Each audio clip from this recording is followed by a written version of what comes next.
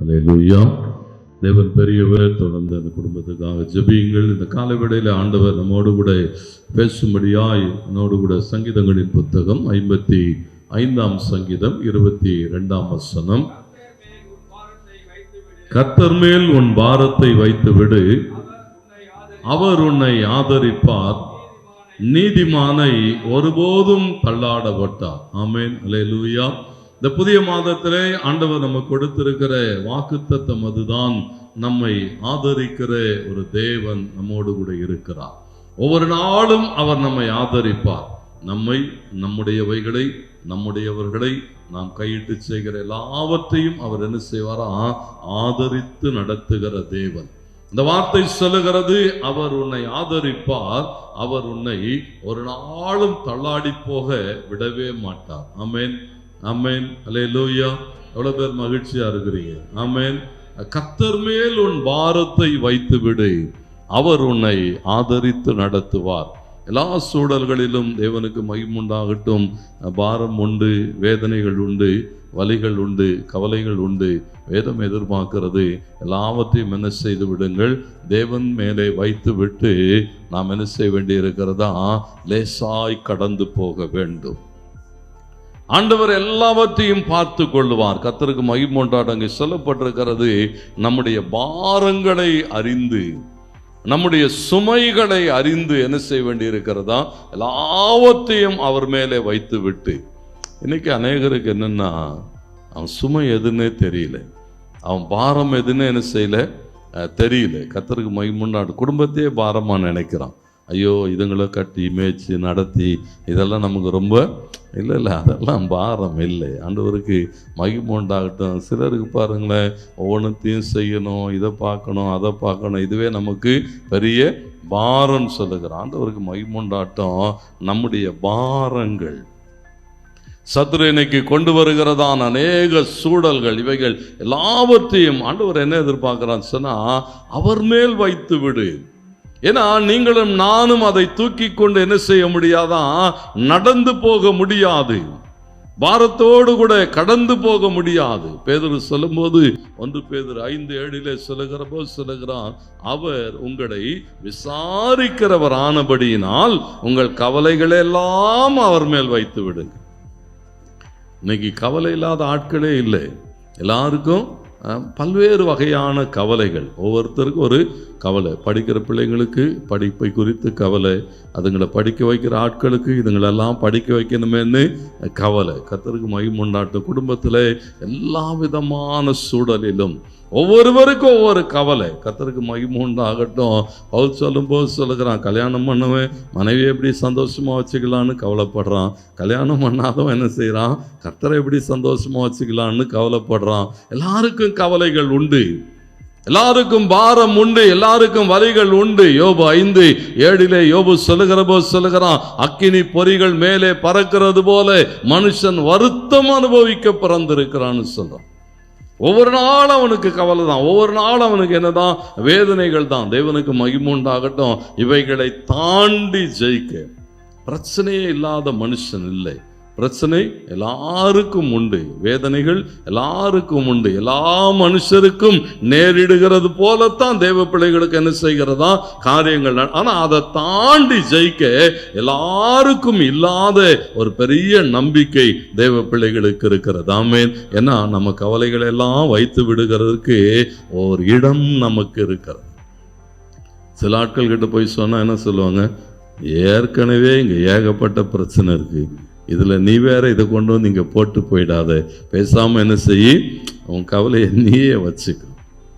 ஆண்டவருக்கு மகிமை உண்டாகட்டும். வேதம் சொல்லுது, ஆண்டவர் மாத்திரம் சொல்லுவாரு, பரவாயில்ல உன் கவலையெல்லாம் என்கிட்ட வந்து சொல்லு, உன் கவலையை உன் வருத்தங்களை எல்லாம் என்ன செய்ய என்கிட்ட வந்து சொல்லு, என் மேல் வைத்து விட்டு. கவலை இல்லாம இருக்கணும். கவலை இல்லாம வாழ பழகணும். தேவனுக்கு மகிமைனா கவலை இல்லாம எப்படி வாழ? கவலை வரும், அந்த கவலை என்ன செய்யணுமோ எடுத்துன்னு போய் அவர் மேல வச்சுட்டு அமைதியா போயிடணும். இதுக்கு மேல அவர் என்ன செய்வார்? பார்த்து கொள்ளுவார். ஏன்னா அந்த கவலை நம்முடைய இருதயத்தை என்ன செய்யுமா? ஒடுக்கும். நீதிமொழிகள் 12:25 சொல்லுகிறது, மனுஷருடைய இருதயத்தில் உள்ள கவலை அதை ஒடுக்கும் என்று எழுதப்பட்டிருக்கிறது. நல்வார்த்தையோ சிலெல்லாம் அப்படிதான் இருப்போம், பார்த்துருக்கீங்களா? எதை பற்றியும் கவலைப்பட மாட்டான். வீட்டில் யார் சாப்பிட்டா என்ன, சாப்பிடலன்னா என்ன, ஆட்கள் எப்படி இருந்தா என்ன, அவனுக்கு அவன் உண்டு, அவன் ராஜ்யம் உண்டு. அவனுக்கு வேண்டியதெல்லாம் பார்த்துப்பான். மற்றவனை பற்றி என்ன செய்ய மாட்டான்? ஒரு கவலை இல்லாமல் சுற்றி போகணும். கவலை இல்லாத அப்படியே ராஜா மாதிரி சுற்றுவான். கர்த்தருக்கு மகிமை உண்டாட்டம். வேதம் என்ன எதிர்பார்க்குது சொன்னால், நீயும் அப்படி இருன்றார். நீயும் உன் கவலைகளை எல்லாம், வேதம் சொல்லுகிறது, உன் கவலைகள் எல்லாவற்றையும் என்ன செய்ய? வேண்டுதலினாலும் விண்ணப்பத்தினாலும் அவருக்கு சொல்லு. அவரிடத்திலே நீங்க தேவன்கிட்ட சொல்லிடுங்க, ஆண்டவருக்கு மகிமை உண்டாகட்டும். ஏன்னா அவர் மாத்திரம் என்ன செய்வார்னா அதை வாங்கி வைத்துக்கொண்டு அது தீருகிறதற்கான ஆலோசனைகளை தருவார். ஆட்கள் கிட்ட சொன்ன பாதி நேரம் என்ன பண்ணுது?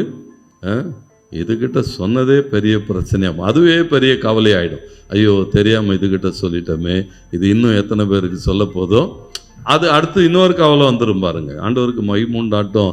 வேதம் எதிர்பார்க்கும் உன் கவலைகளை எல்லாம் தேவனிடத்தில் ஜெபத்தில் வேண்டுதலில் என்ன செய்ய வேண்டுமா? அவரிடத்திலே சொல்லுங்கள். சொல்லிட்டா அவர் என்ன செய்வாரா?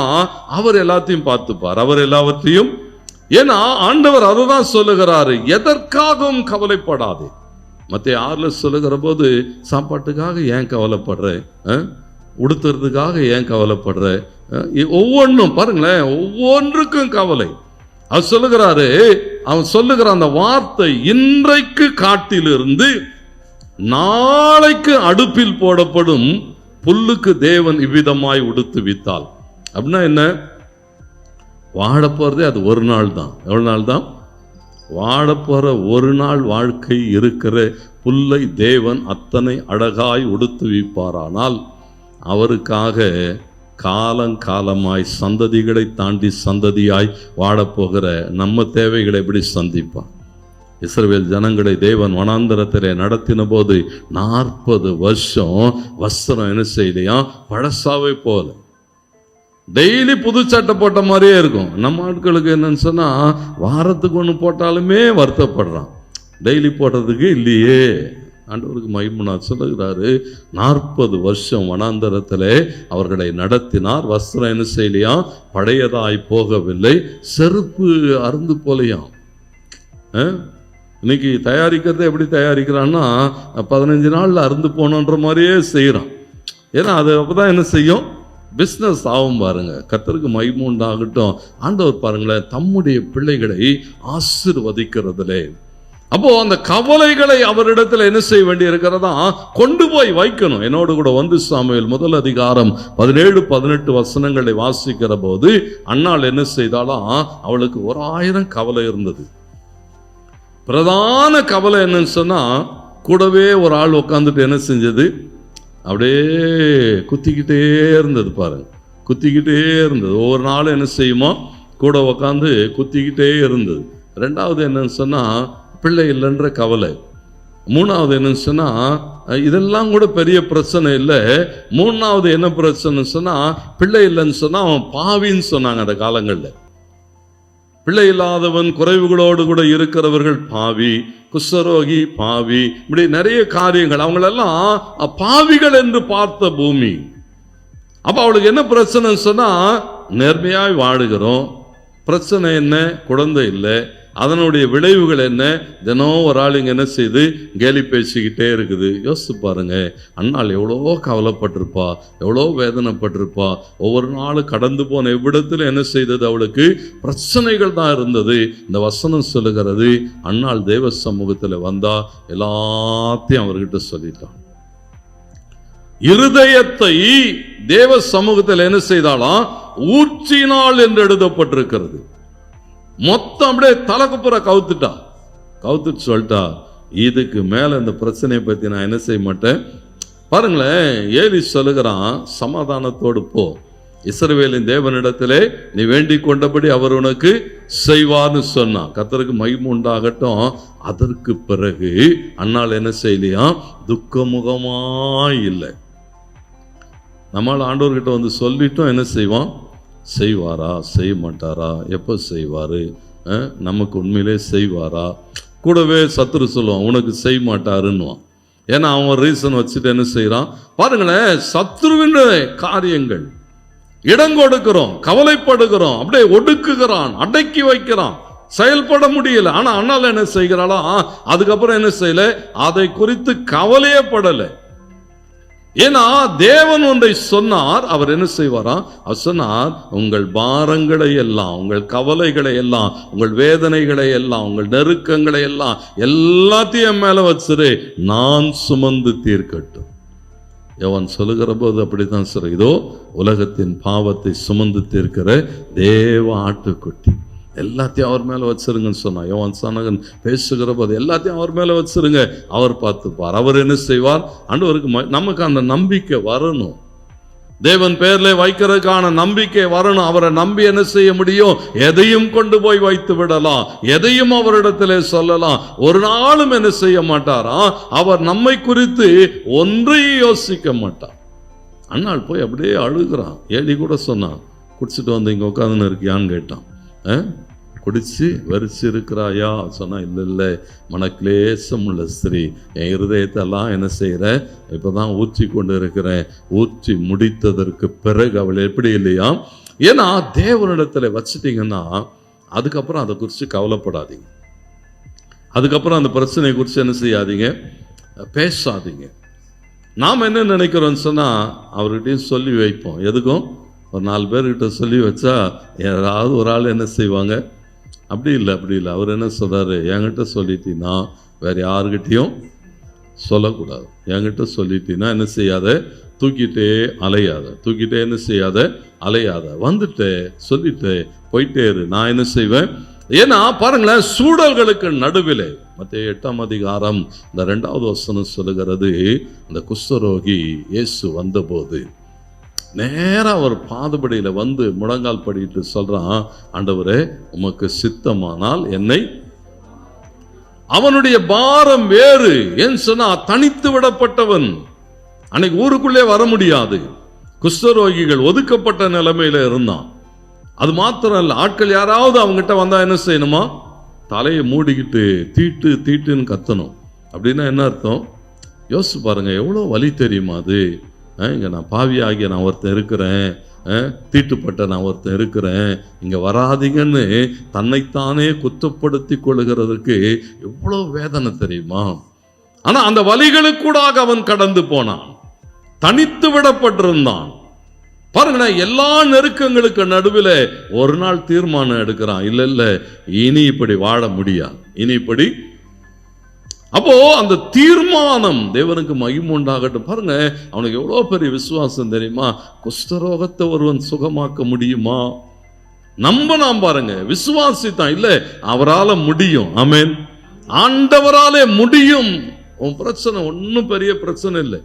ஆண்டவருக்கு மகிமை உண்டாட்டும். அந்த குஷ்டரோகியினுடைய பிரச்சனையை விட பெரிய பிரச்சனை இல்லை. ஆண்டவருக்கு மகிமையாக அவன் சொன்னான், ஆண்டவரே என்னை சுகமாக்க உம்மாலே ஆகும் என்று சொன்னான். அதுக்கப்புறம் அவன் எப்படி இல்லையா?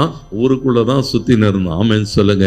தனித்து இல்லை, தன்னைத்தானே தீட்டு என்று சொல்லிக்கொள்ள வேண்டிய அவசியம் இல்லை. ஏன்னா குமாரன் விடுதலை ஆக்கினால் ஒரு மெய்யான விடுதலை, அவர் உங்களை சுத்தமாக்கினால் மெய்யாக சுத்தமாக்கப்பட்டிருக்கிறோம். அதுக்கப்புறம் ஒரு பெரிய சமாதானம் தான், அதுக்கப்புறம் ஒரு பெரிய மகிழ்ச்சி. தேவனுக்கு மகிமை உண்டாகட்டும். பாருங்களேன், இவருடைய வாழ்க்கை, ஆண்டவர் என்னன்னா அவர் ஒவ்வொரு நாளும் நம்மை குறித்து, நம்முடைய எதிர்காலங்களை குறித்து கரிசனை உள்ளவர்.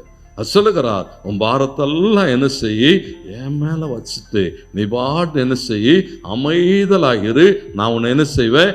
ஆதரிப்பேன். ஏன்னா 23:19 சொல்லுகிறது, பொய் சொல்ல தேவன் ஒரு மனிதன் அல்ல, மனம் மாறுகிறதுக்கு அவர் மனுபுத்திரனும் அல்ல, சொல்லியும் செய்யாமல் இருப்பாரோ, வசனித்தும் நிறைவேற்றாமல் இருப்பாரோ. ஆண்டவர் சொன்னா அவர் செஞ்சிருவார். நாம தான் என்ன செய்யறது இல்லைன்னு சொன்னா நம்புறது இல்லை. சொன்னா உண்மையிலே செய்வாரன்னா செய்வார். ஏன்னா அவருடைய வார்த்தை ஒரு நாளும் என்ன செய்யாது, தரையில விடாது. பெரிய நம்பிக்கையோடு கூட கடந்து போகணும். கர்த்தருக்கு மகிமை உண்டாட்டேன்னா நம்முடைய சூழல்களை தாண்டி கர்த்தர் நம்மை நடத்துவார். ஆனா நம்ம என்ன செய்கிறது இல்லைன்னு சொன்னா, இதை தாண்டி கர்த்தர் என்னை ஆசீர்வதிப்பார் என்கிறதுல பூரண நிச்சயம் இல்லை. பாருங்க, யாபேசை குறித்து 1 நாளாகமம் 4ஆம் அதிகாரம் 9-10 வசனங்கள் சொல்லுகிறது. அவனுடைய பிறப்பு, அவங்க அம்மா சொல்றாங்க, இவன் ஒரு துக்கத்தின் பிள்ளை. இவனை பெத்தது நம்ம ஆட்கள் சொல்லாங்க, இதை பெத்ததுக்கு ஒரு அம்மிக்கல்லையாவது பெற்றிருக்கலாம், கொஞ்சமாவது எதுக்காவது. அப்படி இல்லை. கர்த்தருக்கு மகிமை உண்டாட்டம் சொல்றான் பாருங்க. சொல்லுகிறான், என் தாய் துக்கத்தோடு, யாபேஸ்னா துக்கத்தின் மகன், ஒரு சபிக்கப்பட்ட நிலைமை, குறைவுகள் உள்ள நிலைமை, ஒன்றுமில்லாத நிலைமை. ஆனா யாபேஸ் ஒரு தீர்மானம் எடுக்கிறான், இல்ல இல்ல, நான் இப்படியே வாழ முடியாது, இந்த பேரோடு கூட, இந்த குறைவுகளோடு கூட, இந்த சாபத்தோடு கூட நான் வாழ்ந்து கொண்டு இருக்க முடியாது. நேரா ஆண்டவர்கிட்ட போயிட்டான். ஆண்டவர்கிட்ட போய் என்ன சொல்றானா, ஆண்டவரே என்னை ஆசீர்வதிங்க, சாபம் மாறணும், குறைவு மாறணும், என் எல்லையை விரிவாக்குங்க, எனக்கு தேவையெல்லாம் சந்திங்க, தீங்கு என்னை துக்கப்படுத்தக்கூடாது, ஒன்று எனக்கு விரோதமாக எழும்ப. ஜெபிக்க ஜெபிக்க ஜெபிக்க வேதம் சொல்லுகிறது, எல்லாவற்றையும் தேவன் அவனுக்கு தந்தா. எப்ப மாறுன்னு சொன்னா, நம்ம சூழலிலிருந்து நாம் வெளிவருகிறதுக்கு ஆயத்தப்பட வேண்டும். நம்முடைய சூழல்களிலிருந்து தேவனை நம்புகிறதுக்கு நாம தயாராக இருக்கணும். நம்முடைய சூழல்களை தாண்டி கர்த்தர் நம்மை வாழ வைப்பார் என்று அவர் கரங்களுக்கு கூடாக நம்மை ஒப்புக் கொடுக்க நாம் என்ன செய்யணுமா, பூரணப்பட்டு இருக்க வேண்டும். இன்னைக்கு அநேக நேரங்களில் பாருங்க, ஏன் பிரச்சனைனா, ஒவ்வொரு நாளும் இந்த கவலைகள் நம்மை நெருக்குகிறதுனாலே, கவலைப்படுறதுனால என்ன ஆயிட்டுன்னு சொன்னா, மற்ற எல்லாம் இழந்து போகிறோம். கவலைகளை குறித்து வேதம் சொல்லுகிறது, ஆண்டவர் சொன்னாரு, கவலைப்படுறதால உன் சரீரத்தில் என்ன செய்ய முடியாது, மாற்றங்களை உண்டாக்க முடியாது, ஒன்னும் செய்ய முடியாது. ஏன்னா இந்த கவலை என்பது என்னன்னு சொன்னா ஒரு திருடன். கவலை என்பது என்னன்னு சொன்னா அது என்னதான், திருடன். எவைகளை திருடுவான்? அப்படியே திருடன் எதுக்கு வருவானா, திருடுறதுன்னு முடிவு பண்ணி வரவன் எதை திருடுவான்? பிஞ்சு போன செருப்பு, ஒன்றும் இல்லாத தொடப்பு கட்டை, இதையா தூக்குவான்? தூக்குறதுன்னு வந்தா எப்படி தூக்குவானா? ஆகப்பெரியவன் மகிழ்ச்சியை களவாடி கொண்டு போவான், ஆகப்பெரியவன் சந்தோஷத்தை களவாடி கொண்டு போவான், பெரிய சமாதானத்தை களவாடி கொண்டு போவான். கவலைப்பட்டு கவலைப்பட்டு பிள்ளைய குறிச்ச கவலையில உட்காந்து உட்காந்து உட்காந்து உட்காந்து புலம்பி புலம்பி என்ன போயிடும், சமாதானம் போயிடும், குடும்பத்துல சமாதானம் போயிடும், சந்தோஷம் போயிடும். ஏன்னு சொன்னா இதை குறித்த கவலை. எதை குறித்த கவலை? கவலை பவுல் சொல்லும்போது சொல்லுகிறான், சபைகளை குறித்த கவலை என்னை நெருக்குதுன்னு சொல்றான். நம்ம ஆட்களுக்கு என்ன கவலைன்னா உலக கவலை. ஒவ்வொரு பிரச்சனைகள் வருது பாருங்களேன். இதனால என்னன்னா நம்முடைய அந்த சுய தன்மைகளை அவன் களவாடி கொண்டு போய் விடுகிறான். நம்முடைய மேன்மைகள், நம்முடைய மதிப்புகளை அவன் என்ன செய்கிறான், களவாடி கொண்டு போய் விடுகிறான். அதனால தான் ஆண்டவர் சொன்னார், கவலைப்படாது இரு. பாருங்க, ஒரே ஒரு ஆளை நான் உங்களுக்கு காண்பிக்கட்டும். என்னோடு கூட லூக்கா 10ஆம் அதிகாரம் கடைசி 2 வசனங்கள் 41. இயேசு அவளுக்கு பிரதியுத்தரமாக, மார்த்தாளே மார்த்தாளே,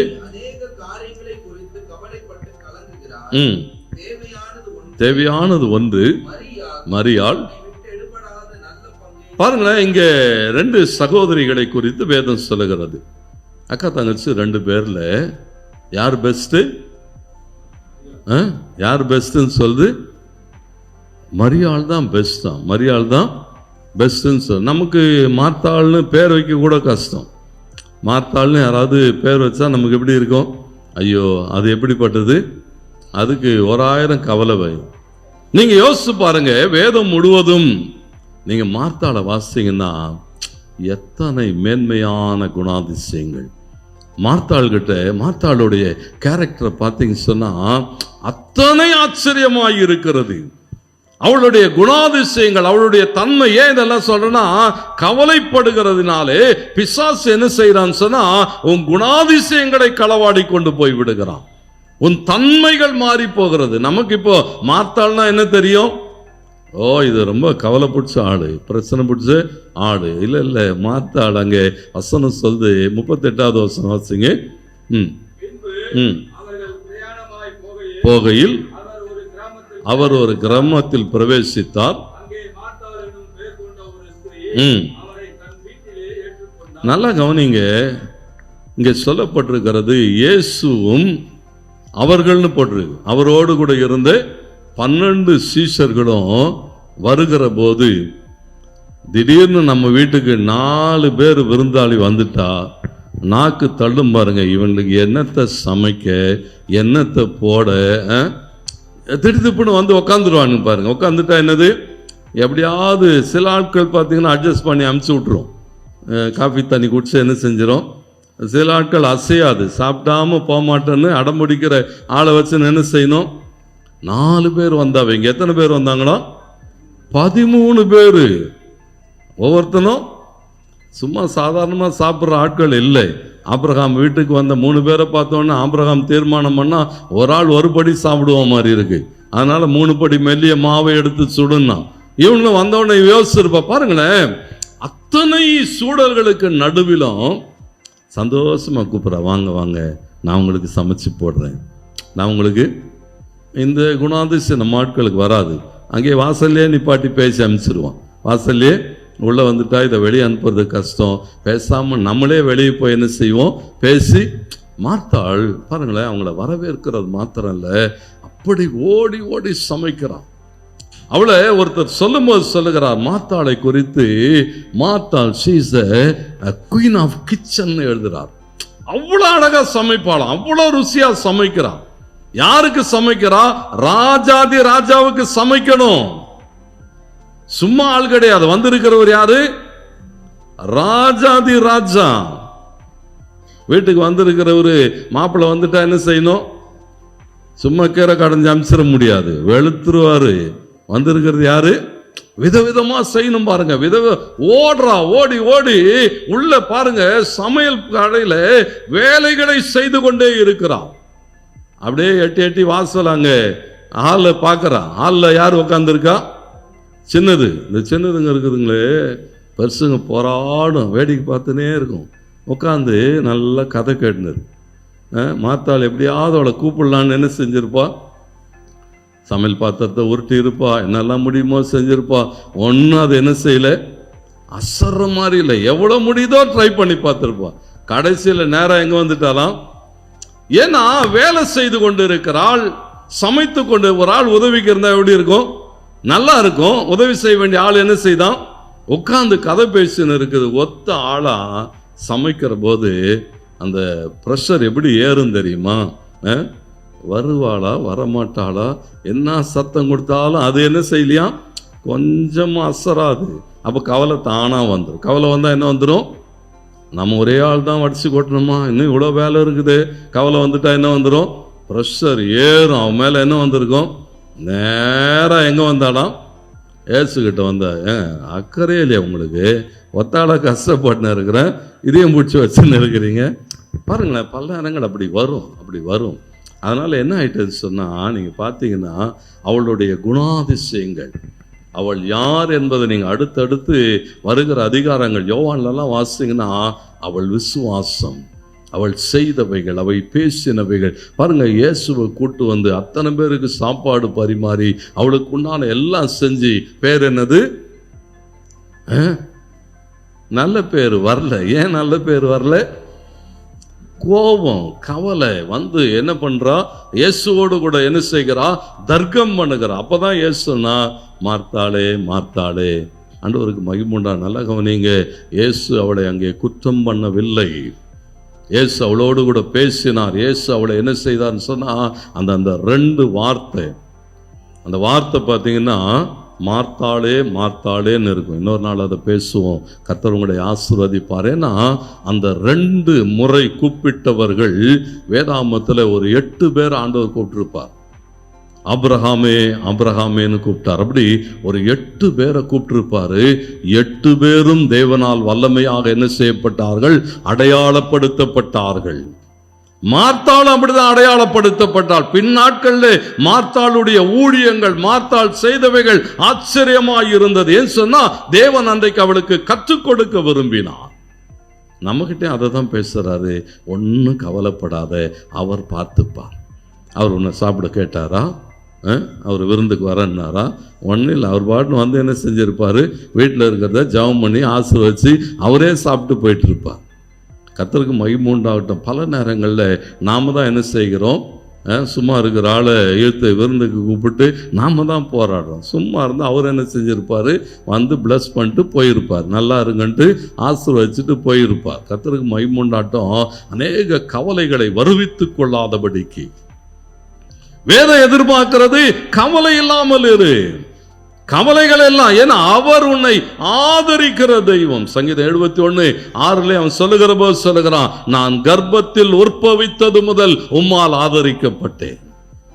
தாயின் கர்ப்பத்தில் நம்மை ஆதரித்த தெய்வம் ஒவ்வொரு நாள் ஆதரித்து என்ன செய்கிறாரா, அவரை மாத்திரம் சார்ந்து கொள்ளணும்.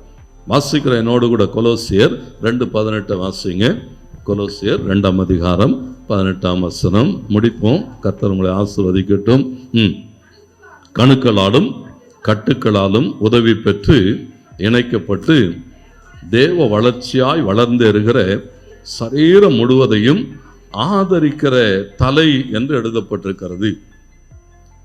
பாருங்களேன், இந்த சரீரம் எப்படி இருக்கிறதா, கட்டுக்களாலும் கணுக்களாலும் இணைக்கப்பட்டு வளர்ந்தேறுகிறது. ஒவ்வொரு நாளும் இந்த சரீரம் முழுவதும் அநேக காரியங்கள், ஆண்டவருக்கு மகிமுண்டாட்ட நரம்பு மண்டலங்கள், எலும்பு மண்டலங்கள், சதை மண்டலம், தோல் எல்லாத்தையும் இணைச்சு எல்லாவற்றையும் நடத்துகிறது எதுவா, தலை என்று எழுதப்பட்டிருக்கிறது. தலையை சார்ந்து கொள்ளணும். கர்த்தருக்கு மகிமுண்டாட். சபைக்கு கிறிஸ்து தலையாயிருக்கிறார், புருஷ மனைவிக்கு தலையாயிருக்கிறான். பாருங்களேன், இதெல்லாம் எதுக்கு சொல்றேன்னு சொன்னா, தேவனை சார்ந்து வாடுகிற அனுபவம். பிரச்சனைய நீ ஒன்னும் பிரச்சனைக்காக என்ன செய்யாதே, கவலைப்படாதே, அவர் பார்த்து கொள்ளுவார். அவர்கிட்ட ஒப்பு கொடுத்துட்டா. சங்கீதம் 20:2 சொல்லுகிறது, அவர் பரிசுத்த ஸ்தலத்திலிருந்து உமக்கு ஒத்தாசை அனுப்பி சியோனிலிருந்து உன்னை ஆதரிப்பார் என்று எழுதப்பட்டிருக்கிறது.